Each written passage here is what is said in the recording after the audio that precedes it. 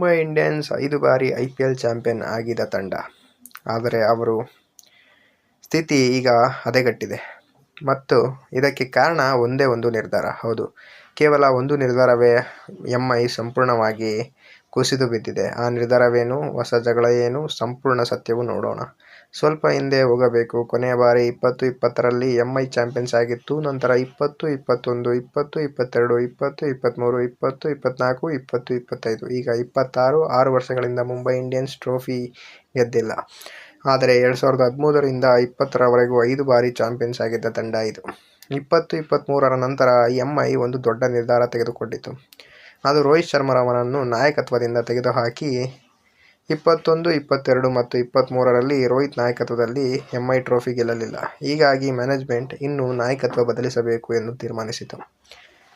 ಅದರ ನಂತರ MI management Hardik Pandya ಜೊತೆ ಮಾತುಕತೆ ನಡೆಸಿತು.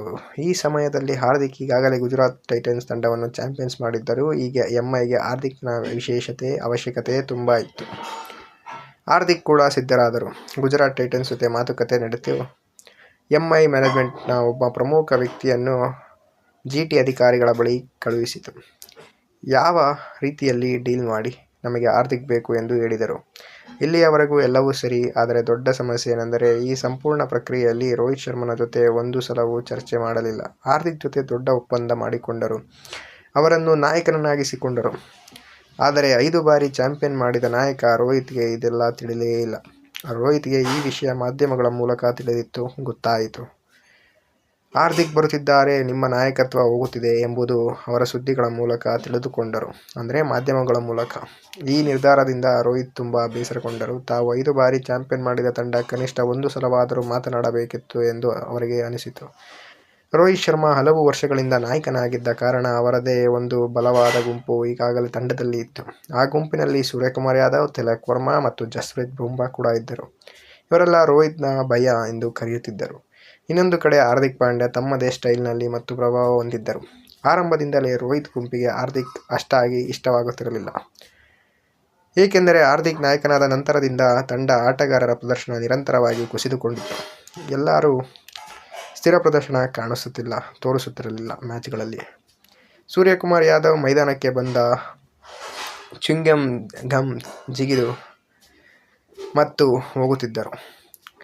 ಟ್ರೋಲ್ ಮಾಡುತ್ತಿದ್ದಾರೆ. ತಿಲಕ್ ವರ್ಮಾ ಅವರ ವರ್ತನೆಯೂ ಅರ್ಥವಾಗುತ್ತಿಲ್ಲ ಎಂದು ಹೇಳಲಾಗುತ್ತಿದೆ. ಮೈದಾನದಲ್ಲಿ ಸಹ ಆಟಗಾರರೊಂದಿಗೆ ವಾಗ್ದಾಳಿಗಳು ನಡೆದು ಬಂದಿವೆ ಎಂದು ಆರೋಪಗಳು. ಹೀಗಾಗಿ ಇದು ಹಾರ್ದಿಕ್ ವಿರುದ್ಧ ರೋಹಿತ್ ಗುಂಪಿನ ಬಂಡಾಯವೇ?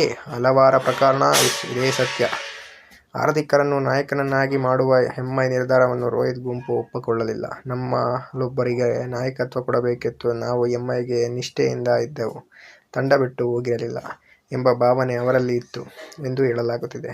ಈ ಎಲ್ಲ ಕಾರಣಗಳಿಂದ ಈಗ ಎಂಐನಲ್ಲಿ 3 ವಿಭಿನ್ನ ಗುಂಪುಗಳಾಗಿವೆ ಎಂದು ವರದಿಗಳು ಬರುತ್ತಿವೆ. ಹಾರ್ದಿಕ್ ಪಾಂಡ್ಯ ಗುಂಪು, ರೋಹಿತ್ ಶರ್ಮಾ ಗುಂಪು, ಕೋಚಿಂಗ್ ಸ್ಟಾಫ್ ಗುಂಪು. ಹಾರ್ದಿಕ್ ಜೊತೆ ಕೆಲ ಯುವ ಆಟಗಾರರು ಇದ್ದಾರೆ. ರೋಹಿತ್ ಗುಂಪಿನ ಬಗ್ಗೆ ಈಗಾಗಲೇ ಹೇಳಲಾಗಿದೆ. ಮತ್ತೊಂದು ಕಡೆ ಕೋಚಿಂಗ್ ಸ್ಟಾಫ್ನಲ್ಲಿ ಬೇರೆ ಶಕ್ತಿ ಕೇಂದ್ರಗಳಿವೆ.